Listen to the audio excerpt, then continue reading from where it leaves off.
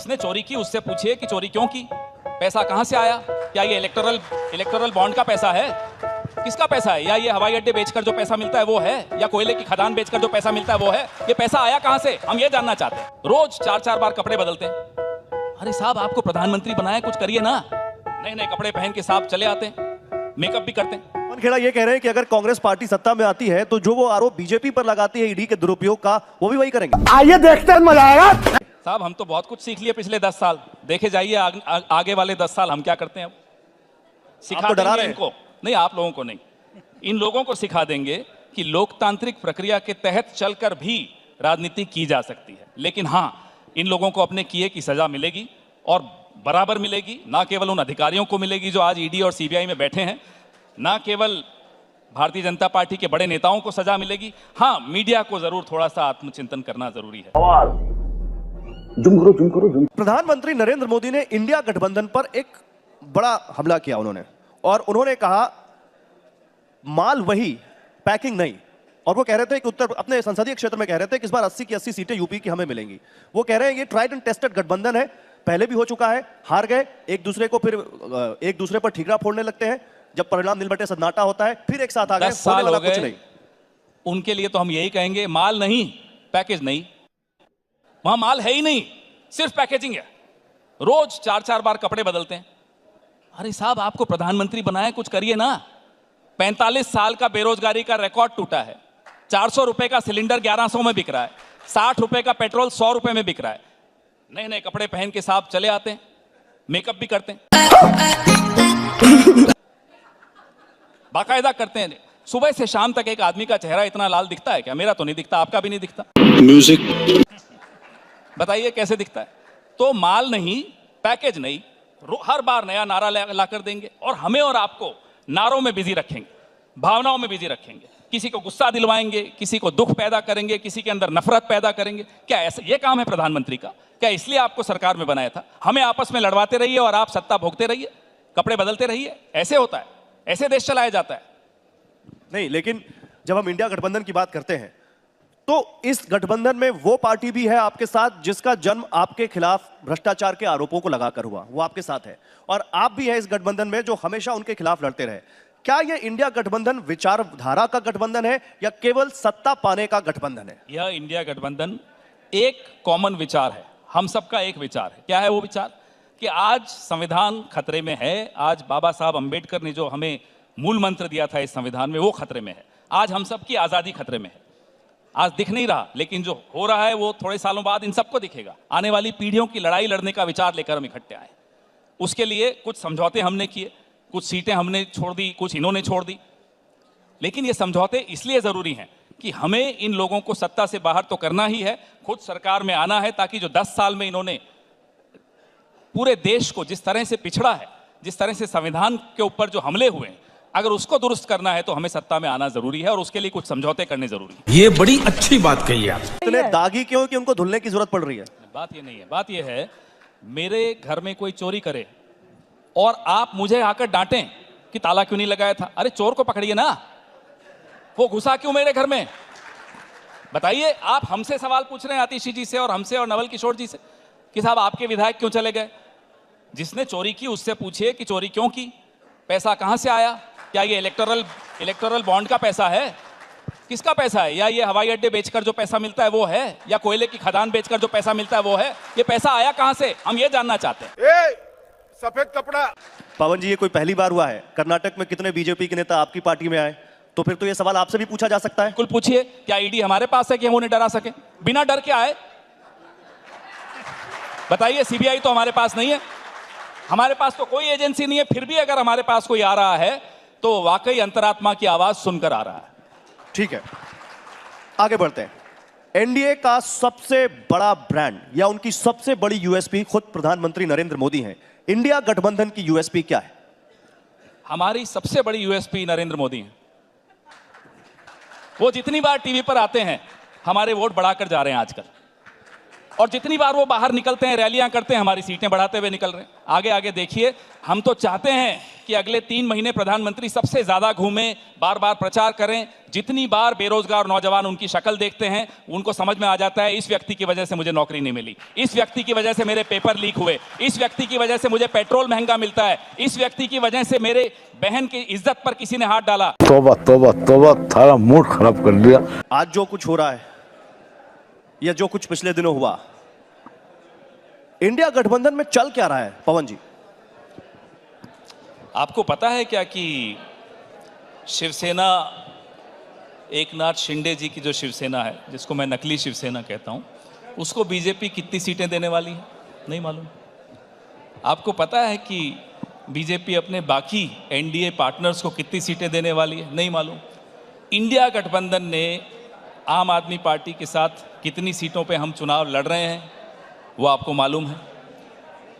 कश्मीर में जो seat sharing हुई है वो आपको मालूम है। उत्तर प्रदेश में जो सीट शेयरिंग हुई है वो आपको मालूम है। फिर भी आप पूछते हैं इंडिया गठबंधन में क्या चल रहा है? आज की तारीख में 2 गठबंधन हैं, उनमें से अगर कोई चल रहा है तो वो सिर्फ इंडिया गठबंधन चल रहा है। एनडीए तो अभी रुका हुआ है, कुछ पता ही नहीं चल रहा है एनडीए का। नहीं, मैं इसलिए पूछ रहा हूं क्योंकि जब हम बात कर रहे हैं तो राज्यसभा चुनाव आज, और हिमाचल, उत्तर प्रदेश, इनसे जो खबरें आ रही हैं वो आपके लिए अच्छी नहीं है। इसलिए मैं पूछ रहा हूं, इंडिया गठबंधन, चाहे वो समाजवादी पार्टी के विधायक हो, चाहे कांग्रेस के विधायक हो, सबके क्रॉस वोटिंग करने की खबरें आ रही हैं बीजेपी के लिए। क्रॉस वोटिंग कर्नाटक में भी हुई, बीजेपी का कुछ वोट हमें मिल गया, तो खबरें उनके लिए अच्छी नहीं है।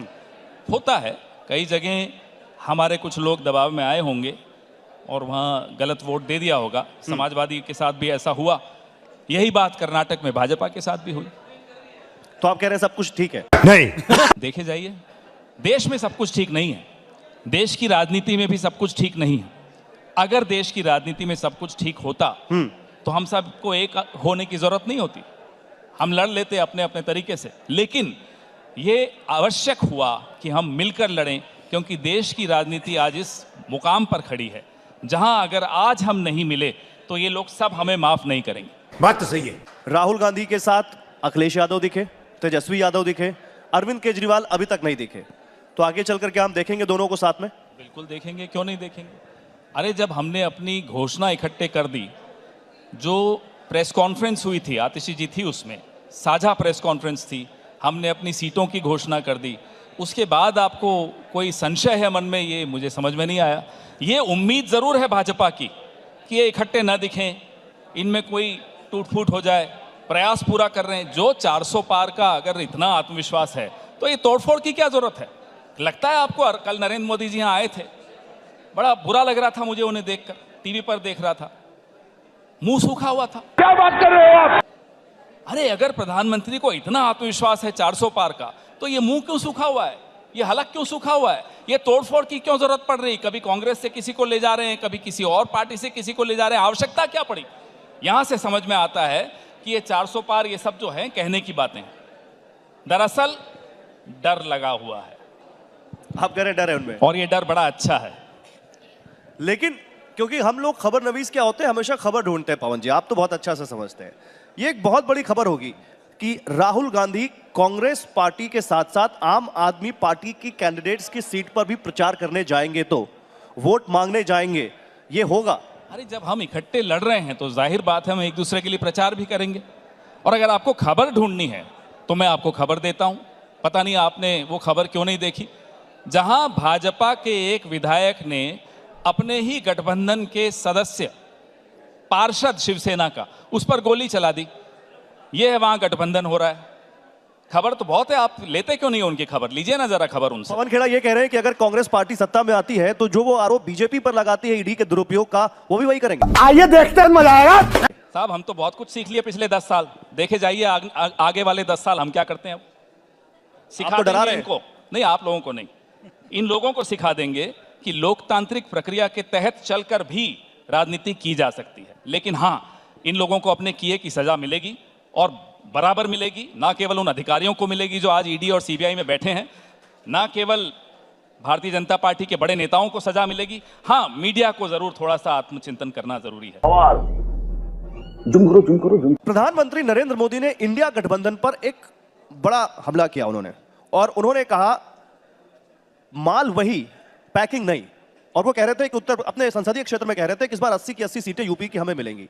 वो कह रहे हैं ये ट्राइड एंड टेस्टेड गठबंधन है, पहले भी हो चुका है, हार गए, एक दूसरे को फिर एक दूसरे पर ठीकरा फोड़ने लगते हैं, जब परिणाम निलबटे सन्नाटा होता है फिर एक साथ आ गए, 10 साल होने वाला हो कुछ गए। नहीं।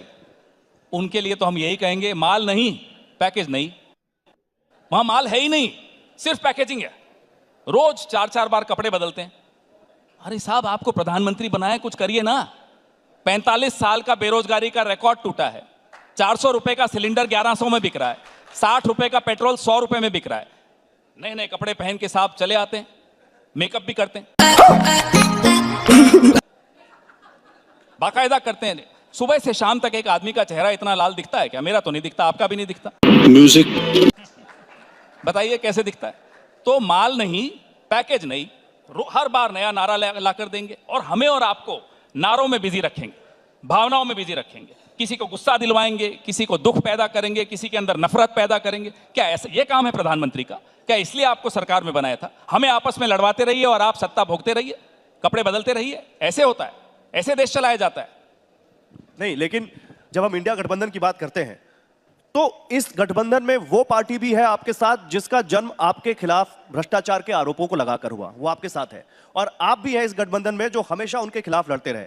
क्या ये इंडिया गठबंधन विचारधारा का गठबंधन है या केवल सत्ता पाने का गठबंधन है? यह इंडिया गठबंधन एक कॉमन विचार है, हम सबका एक विचार है। क्या है वो विचार? कि आज संविधान खतरे में है। आज बाबा साहब अंबेडकर ने जो हमें मूल मंत्र दिया था इस संविधान में, वो खतरे में है। आज हम सबकी आजादी खतरे में है। आज दिख नहीं रहा, लेकिन जो हो रहा है वो थोड़े सालों बाद इन सबको दिखेगा। आने वाली पीढ़ियों की लड़ाई लड़ने का विचार लेकर हम इकट्ठे आए। उसके लिए कुछ समझौते हमने किए, कुछ सीटें हमने छोड़ दी, कुछ इन्होंने छोड़ दी।